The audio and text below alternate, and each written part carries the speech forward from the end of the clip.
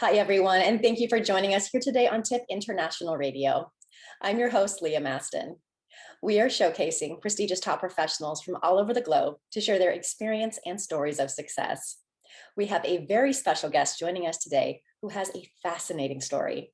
She immigrated here to the US over 40 years ago in pursuit of the American dream.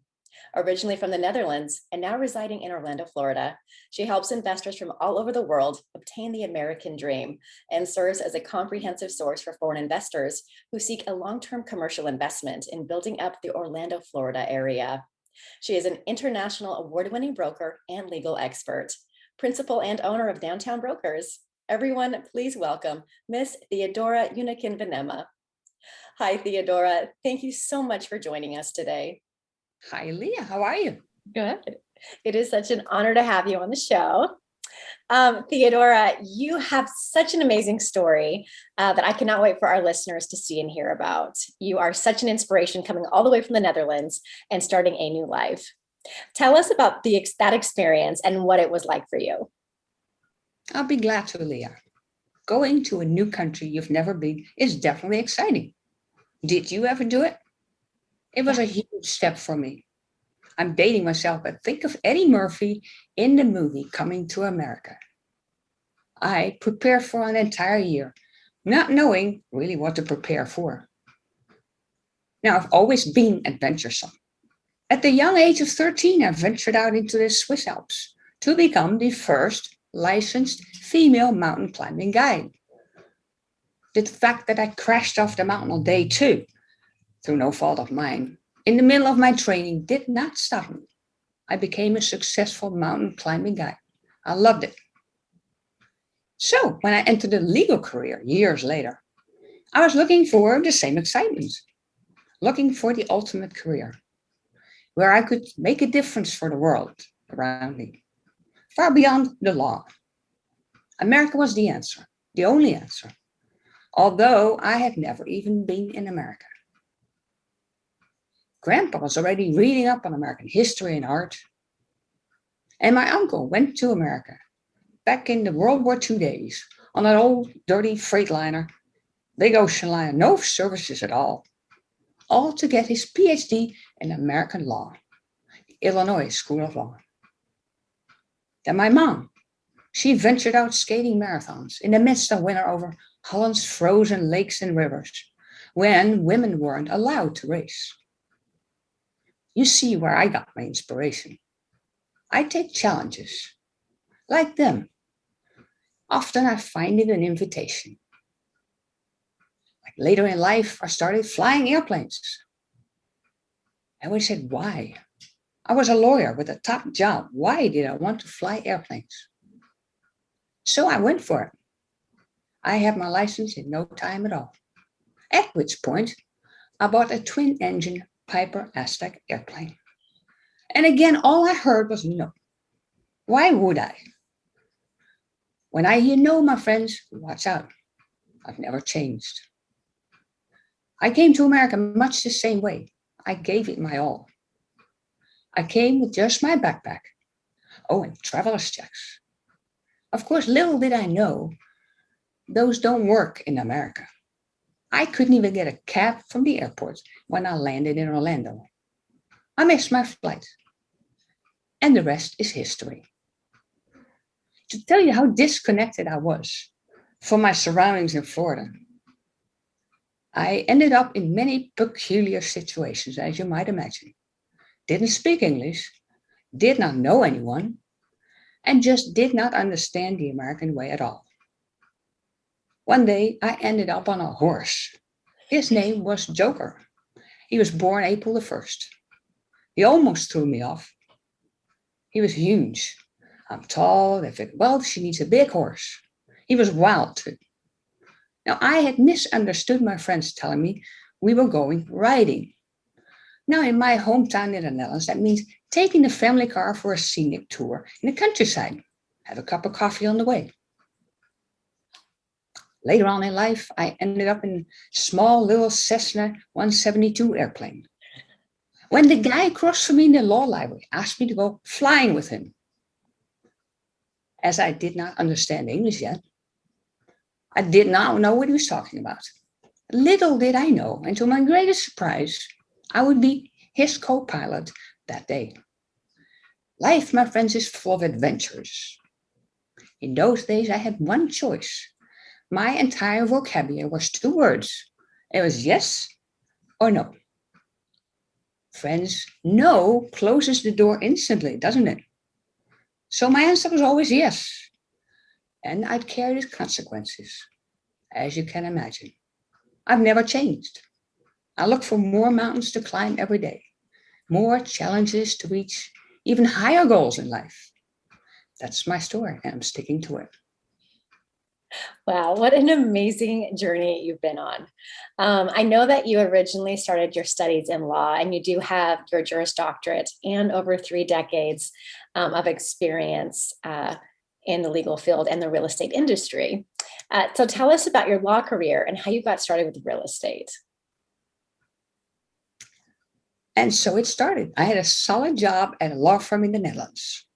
I had just graduated from law school, and my specialty was international tax and real estate law. What in the world possessed me to leave that secure job, that warm, fuzzy feeling? Well, there was one thing that stood out from the beginning of my law school career. I was not going to sit behind my desk. So what had I been thinking? Going to law school? As tradition goes in the Netherlands, you go to law school for 7 years, you get your master's, then your PhD, and you start your job as the youngest lawyer in the firm. For the next 40 years, you climb the ladder. And at 65, you get your pension. And you go fishing, or mow the lawn, or both. However, that was not to be my itinerary. It never was. I had banked on making a career in the financial world of international investing. Much like my dad, I searched for a way. I did not speak English, which made it very difficult to communicate, but I pursued. I found the University of Florida needed a lawyer to build their international tax program. That was it. I had found the key to my future career.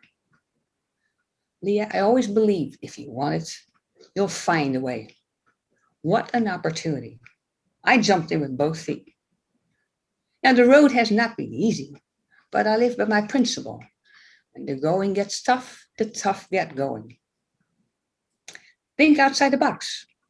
I wanted more than what was expected of me, and I was willing to give it my all. I gave up my solid legal career with that top salary and a pension in the bank. Was it worth it? By all means.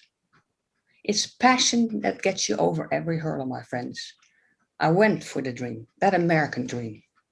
Today, I teach others the same, how to conquer their dream, how to make their dreams come true. And my motto in my business, visit the mouse, buy a house. That holds true for every single client. They visit Disney, keep coming back, and before long, they settle in Florida altogether. Love that. That's incredible. What do you think has been your biggest obstacle you had to face, whether in your current position or prior to your position, in order to pursue your goals? Well, I'd say the biggest obstacle was entering America. It took many years. I had to swim upstream, so to speak, where everyone was working against me. From the paperwork in English, I was looking up every word in the dictionary. I did not read or speak English, to qualifying as one of 46 applicants in a world I was totally unfamiliar with.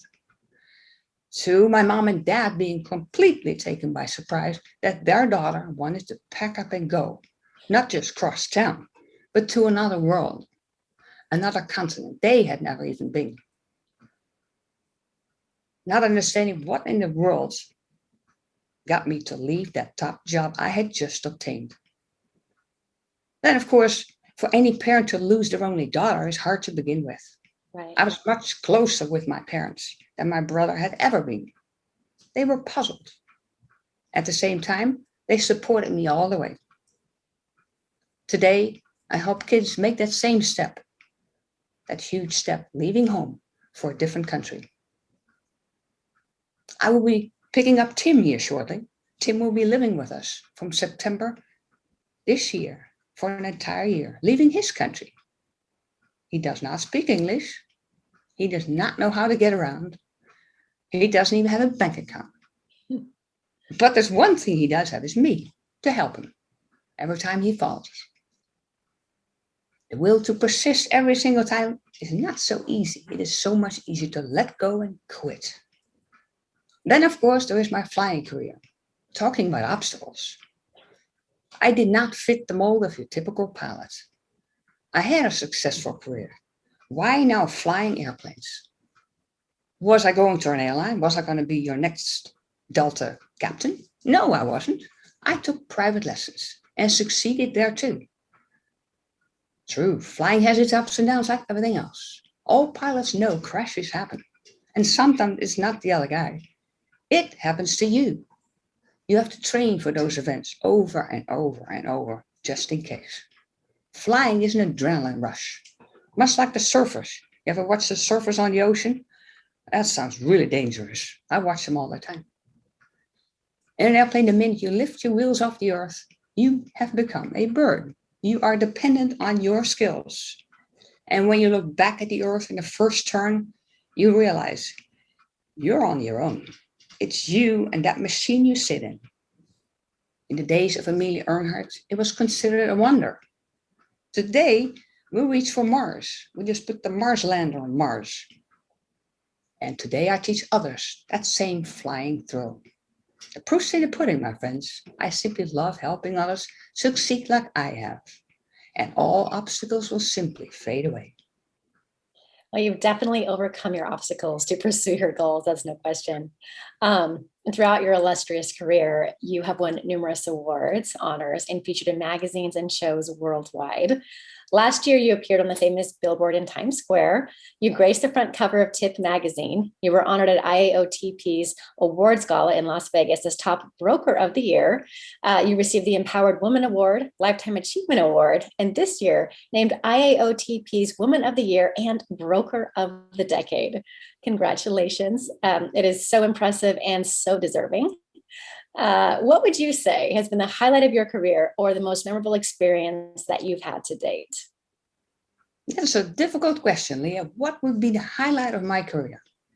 There's so many highlights. Remember, I keep surprising myself. Sum them up.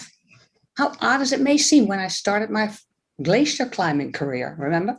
Yeah. At the young age of 13, I knew from then on I could do anything I set my mind to, regardless of what my surroundings would suggest I do. I made it to America. I became a success in America like no one ever had thought. My rags to riches story made it to national TV, the Donna Drake show on CBS New York. Mm-hmm. And then, of course, my iHeart radio show, Only in America. How fitting. And that while as a little girl, I was told, go to school, study hard, make good grades, when mama tells you that, and get into law school or med school, your choice, and then come out smelling like a rose with a high-paying job. I did all that, but for me, that wasn't enough. Contrary to everybody's belief, I did land a career all the way in America. Surprise.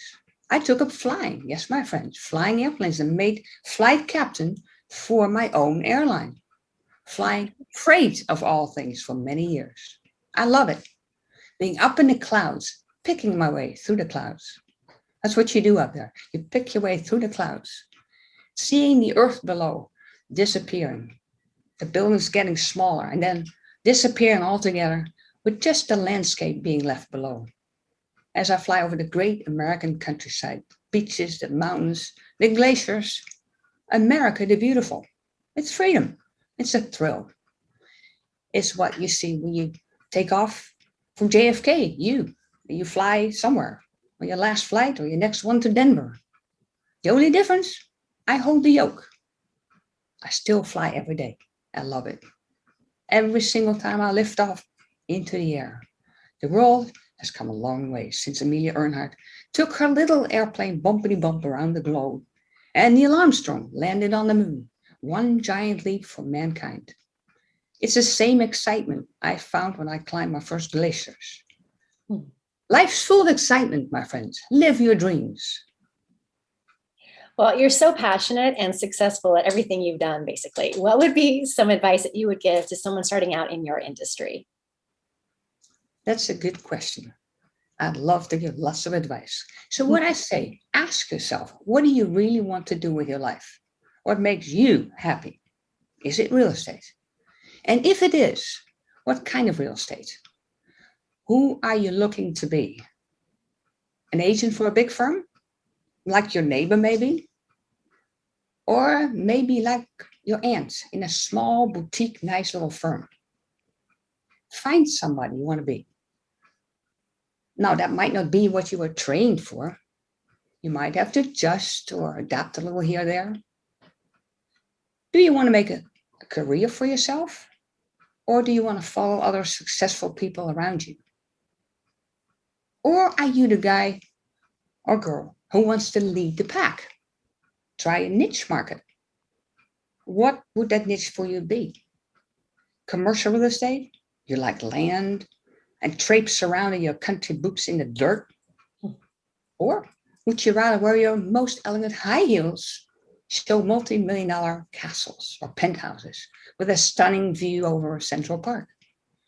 Or do you want to get down and dirty with shopping centers and industrial real estate? It's big today with all the warehousing. You see the huge parcels of land Amazon is buying everywhere. We all want our shopping delivered tomorrow, right? Or even tonight. Yeah. Yeah. Where we used to be happy with a 2-week delivery. Remember those days? Yeah. You and I are consumers. We have become demanding. So what do you really love? In real estate, you have to be a people's person. I am. You have to love to make people happy. I do. You have to be the problem solver. I am. You have to be the fireman who pulls people from the fire. I am. So you decide. You're going to be building your own niche market. You might need extra training, especially when you're thinking of getting into the commercial real estate. Are you willing to go the extra mile? There's a cost associated with everything we do in life. Same here. Commercial training gets expensive and lengthy. If you go that route, you have to accept that you won't have an income stream for a while building your context and experience. You may have an idol, then follow him or her. In fact, ask him or her to be trained. They would love to spread their success. Success breeds success. You'll hear me say it again before the day is out. And above all, follow your dreams and stick with it. Don't worry what others say. Expect nothing to work smoothly right off the bat. And if you fall, get up, collect yourself, and revisit your course of action. Adapt and adjust. And of course, always have fun. It makes work play. You'll be doing it for a long time, and it will last you a lifetime. I love that advice.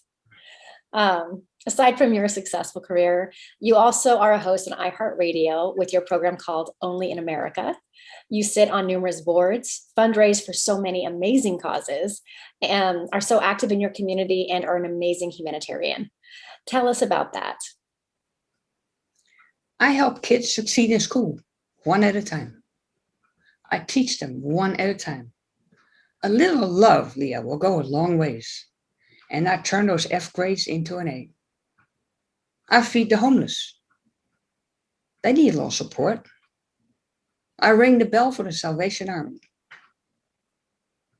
I help regular high schoolers who already want to reach beyond, take classes overseas to expand their horizons and love learning even more. I host governors of Rotary International, member of the United Nations, from around the globe, and I learn from them a lot. I support Dress for Success to help young professionals with career clothing when they go for their first interview on their first job. And then I rescue seals in the Atlantic Ocean. Sounds crazy? You've already heard what others call me. So I had a girlfriend in elementary school in the Netherlands by the name of Susie. The first pup I saved, I called her Susie. Oh, I have pictures of her everywhere. I love her. The eyes. Have you ever looked at an animal with those big eyes? The eyes, my friends, adorable.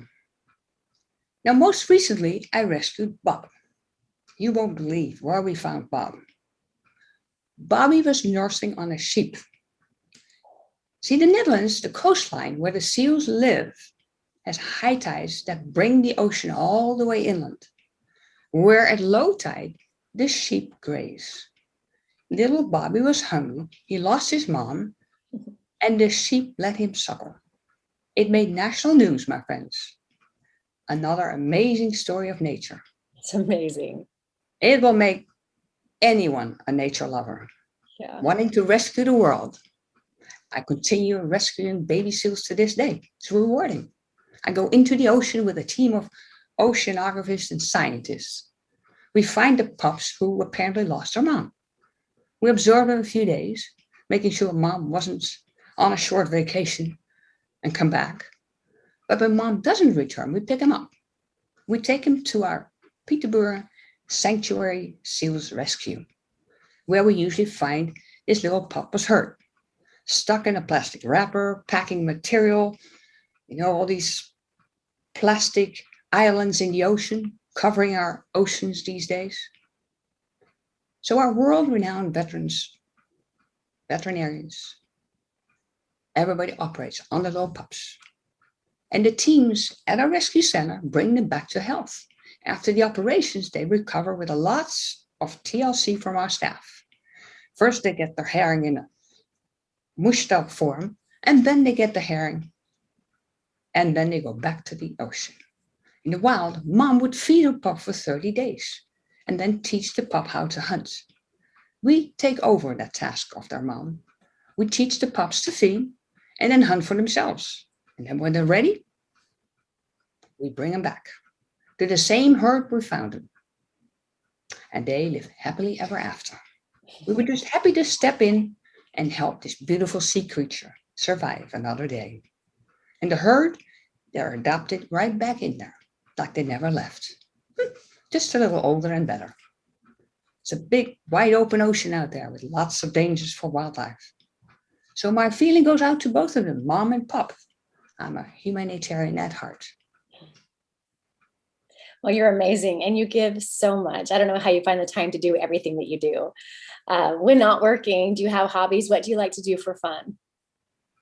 As you guessed it, I make life fun. Everything. It's exciting. I start every day with a mile swim. My mother always said, carpe diem, and that's Latin for enjoy life. Pick the day. Why wait for tomorrow?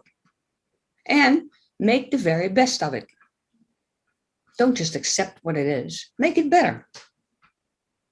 Work for me is fun. It's exciting to help others, to help animals. Besides the seals, I rescued giraffes. I adopted Kimberly. She lives in the Rotterdam Blijdorp Sanctuary. Just had a pup. That was amazing to watch, a giraffe young being born. Did you know she drops from 6 foot like splat on the ground? So when Margaret was born recently, we had put a big bed of straw for her to land on, so to speak. Land, yeah. And did you know a giraffe baby gets up on those little tiny, skinny, tall legs in the first few hours of her life and stands 6 foot tall, leaned up against mama. A little wobbly at first, or you and I were not on our feet a day after birth. The animal world is simply amazing and beautiful to watch. I videoed the entire birthing. Stunning. To stop working is to stop living. I love to fly my airplanes. It's exciting, exhilarating. Every time I lift off, I fold my wheels into the airplane. Every time I take that bird's eye view. From 10,000 feet, I see a geographical map. At 500 feet along the beach, I watch the surfers surf the waves of Mother Earth. The world around us, and in my case, underneath me, is simply amazing. Finally, seeing the happy smiles on my clients' faces is heartwarming and rewarding, and will always be a thrill every single time. I solved all their issues, whatever they were. My downtown brokers dream team gets right on it. And the clients are stunned that that was even possible. That's what keeps me going and always will be. I put more on my plate every day because I like challenges. Recently, I took up embroidery. Yeah, you heard me right. It so happens I used to be in the fashion industry and design fashion. Yes, my early days, I would draw my patterns on the floor and I didn't have a big enough table to draw. So I tell my dad, stay in your chair and don't move. There were pins everywhere. I would have the pattern pinned together and sew them up. That was then. I actually started my sewing career with my grandma. I would sit on her lap and she would teach me needlepoint. Today, I have a supersonic embroidery machine that makes magic happen. I design on the computer and make fantastic art pieces. Everybody around me suggests I should start an art studio and sell my art. Who knows what the future holds? For now, I'm having lots of fun when I'm not out there playing golf on the sunny Florida golf courses.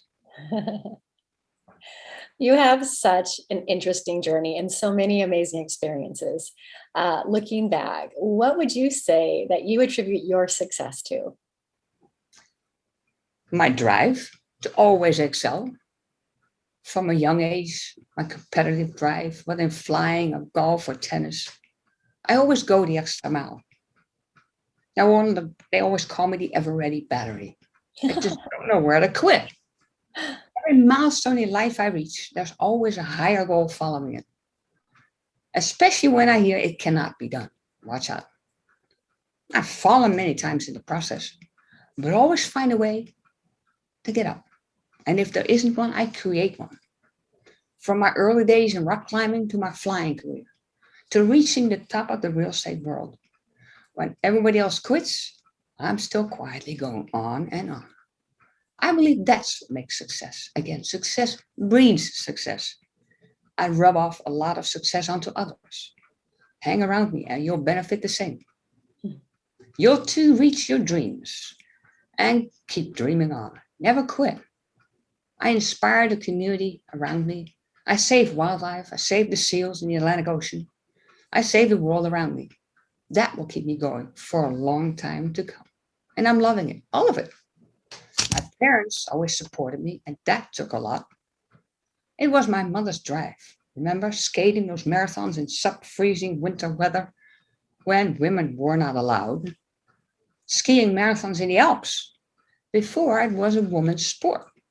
She too, Mom, set new milestones. Nobody was believing she was going to do it, but she always came out a winner. I see myself in her shoes. Follow your dreams and find a way. Think outside the box, and you too will become a role model for your surroundings, inspiring others. I'm a life coach, hence my iHeart radio show, only in America. My rags to riches story.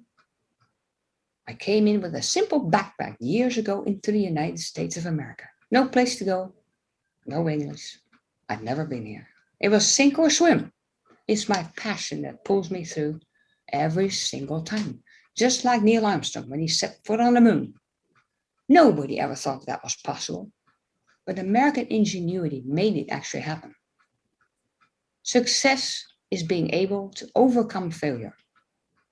It takes a fearless mindset. And remember, without a supporting environment, you cannot reach success. You cannot reach success by yourself. My advice, get educated beyond the norm. Get out of your comfort zone. Take that extra step and follow your dreams. And in my business, I live the dream and I get to sell the dream. Hear me say it. Visit the mouse, buy a house. They come from across the globe. It's the American lifestyle they all want. And it shows.